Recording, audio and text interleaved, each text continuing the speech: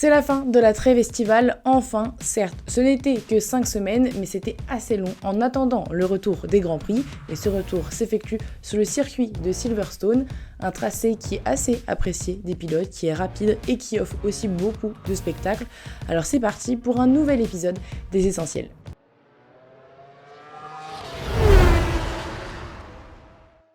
Bonjour à tous et à tous, j'espère que vous allez bien et que l'attente de la reprise de la deuxième partie du championnat n'a pas été trop longue pour vous. C'est une saison où l'on ne s'attendait pas forcément à voir Aleix Espargaro et son Aprilia se battre pour le titre face à un Fabio Quartararo qui était au début du championnat assez en difficulté mais qui défend véritablement son titre de champion du monde. Et entre eux, il y a 21 points qui les séparent, donc forcément rien n'est joué pour le titre encore, d'autant plus qu'on arrive sur un circuit, donc le circuit de Silverstone, qui les a vus réussir l'année dernière, avec Fabio Quartararo qui avait remporté sa 5e victoire de la saison et qui égalisait le nombre de podiums de Christian Sarron, donc qui était à 18.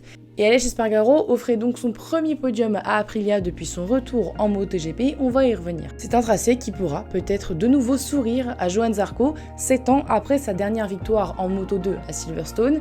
Pas de pluie annoncée pour l'instant, à l'heure où je tourne cette vidéo, on le sait, ce sont des conditions assez récurrentes en Angleterre et des conditions aussi qui plaisent à Johann Zarco. Mais piste détrempée ou non, on a quand même quitté Johann Zarco sur une bonne note, une bonne lancée. Il avait fait 5-4-3-2, il n'avait pas fait 1 à Assen, il est arrivé en 13e position. Si on enlève ce résultat, on est vraiment sur une bonne saison encore pour le français.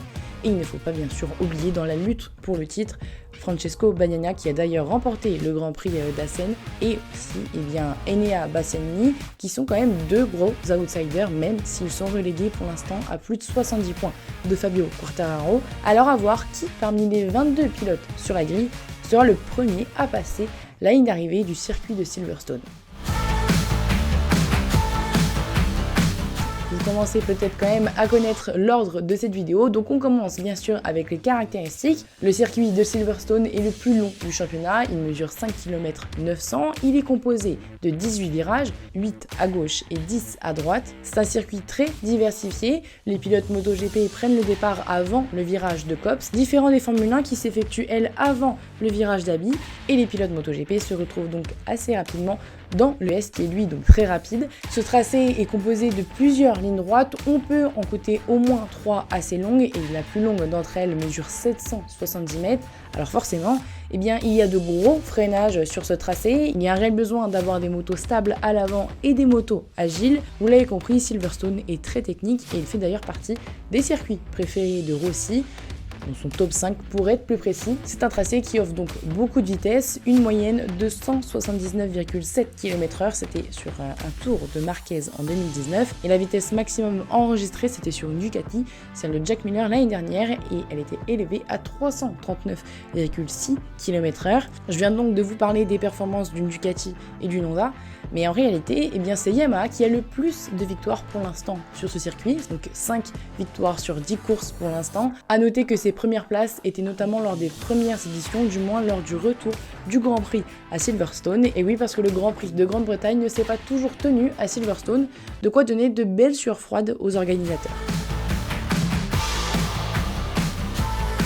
Sans trop de surprise et comme beaucoup à l'époque, les motos du Continental Circus roulaient dans les villes lorsqu'il s'agissait du Grand Prix de Grande-Bretagne et c'était plus précisément sur l'île de Man. Mais au fur et à mesure, les pilotes ont commencé à boycotter l'épreuve qui était jugée bien trop dangereuse et en 1977, les motos sont arrivées sur le circuit de Silverstone sur un tracé assez atypique de par son histoire, puisqu'il s'agit d'une ancienne base aérienne de la Royal Air Force, bâtie pendant la Seconde Guerre mondiale en 1943, d'où ces 3 grandes lignes au milieu qui étaient des pistes et qui permettaient notamment de décoller peu importe le sens du vent. Et c'est à partir de 1948 que les premières courses ont été organisées, bien sûr en accord avec l'armée. C'était plus d'ailleurs des voitures, puisqu'il est notamment présent au calendrier de la F1 depuis les débuts, soit 1950. Et ce n'était pas le même circuit au début, avec près de moitié moins des virages, donc les motos sont arrivées en 1977 sur le circuit originel.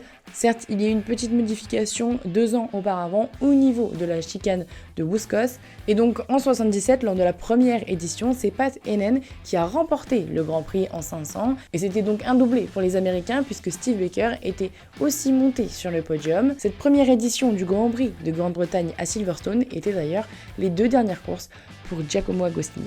Et déjà là, on avait le droit à des courses assez spectaculaires, avec seulement 3 centièmes qui séparaient Kenny Roberts et Barry Sheene en 1979 dans la catégorie Rennes. Mais malheureusement, en 1986, eh bien, ce fut la dernière année sur ce circuit de Silverstone, parce qu'il était jugé aussi bien un peu trop dangereux. Le championnat du monde s'est donc déplacé à Donington Park, qui est un circuit tout aussi apprécié et célèbre en Grande-Bretagne. D'ailleurs, le World Superbike s'y dispute toujours aujourd'hui. Et ce n'est que 23 ans plus tard que le MotoGP est retourné à Silverstone, donc en 2010, et sur un circuit bien différent. La ligne droite entre Abbey et Lowfield représente désormais 7 virages.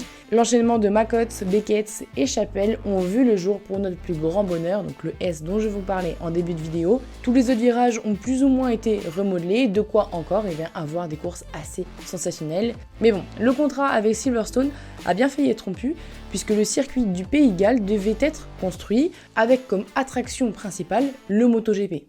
Assez séduisant quand même pour la Dorna. Sauf que ce circuit n'est jamais sorti de terre. Alors de 2015 à 2016, eh bien Silverstone a été un tracé de substitution, de remplacement, et a retrouvé le contrat quelques temps après, donc pour 2017. Et ça ne s'arrête pas là, ce serait bien trop beau, puisqu'en 2018, il y a eu un resurfaçage de la piste, notamment pour les motos, puisque les voitures dégradaient le circuit, il y avait trop de bosses, sauf qu'il y a eu d'autres problèmes, puisqu'il n'y avait pas assez de grippe, et surtout, eh bien, il y a eu un réel problème d'évacuation des eaux, ce qui a même conduit à l'annulation du Grand Prix en 2018. Heureusement, en 2019, de nouveau un resurfaçage, cette fois-ci, ça a marché, mais eh bien, le contrat avec Silverstone est jusqu'en 2022 et pour l'instant, eh bien, on n'a pas forcément de nouvelles.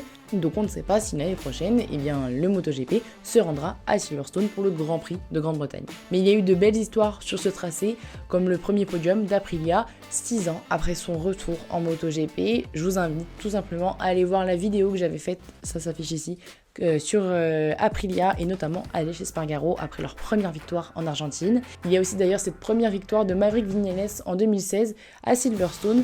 C'était à l'époque sur une Suzuki et il avait passé la ligne d'arrivée le premier avec 3 secondes 4 d'avance.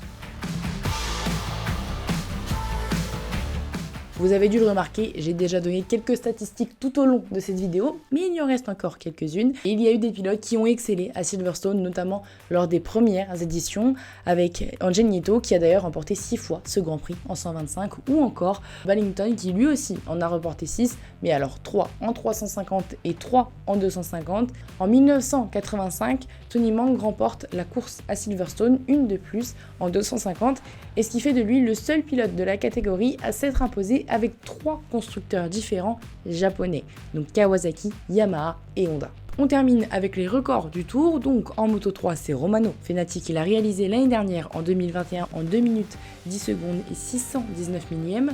En Moto 2 c'est Marco Bezzecchi en 2 minutes 03 998 millièmes en 2021 également. Je vous invite d'ailleurs à aller regarder les bilans de mi-saison, donc, qui sont 2 vidéos distinctes, donc sur le Moto 2 et le Moto 3. Et on termine avec le MotoGP pour le record du tour, avec Marc Marquez qui l'a réalisé en 2019 en 1 minute 58 secondes et 168 millièmes. Il y a d'autres statistiques mais qui concernent un peu plus le début de saison en général. À l'exception de Quartararo, eh bien chaque pilote ayant remporté un Grand Prix ne figure pas dans le top 10. La course suivante, c'est Thomas Morcellino qui avait relevé cette statistique. Et eh bien, grâce à la victoire aussi d'Aleix Espargaro et d'Aprilia en Argentine, eh bien, tous les constructeurs actuels sur la grille ont tous remporté une course en MotoGP. C'est la fin de cette vidéo, j'espère qu'elle t'aura plu et je t'invite à la liker, la repartager, mais surtout à me donner un petit pronostic sur ce Grand Prix de Grande-Bretagne, mais aussi à t'abonner à ma chaîne et à tous mes autres réseaux sociaux, Instagram, Twitter et TikTok. Je vous souhaite donc un bon Grand Prix et aussi un bon week-end.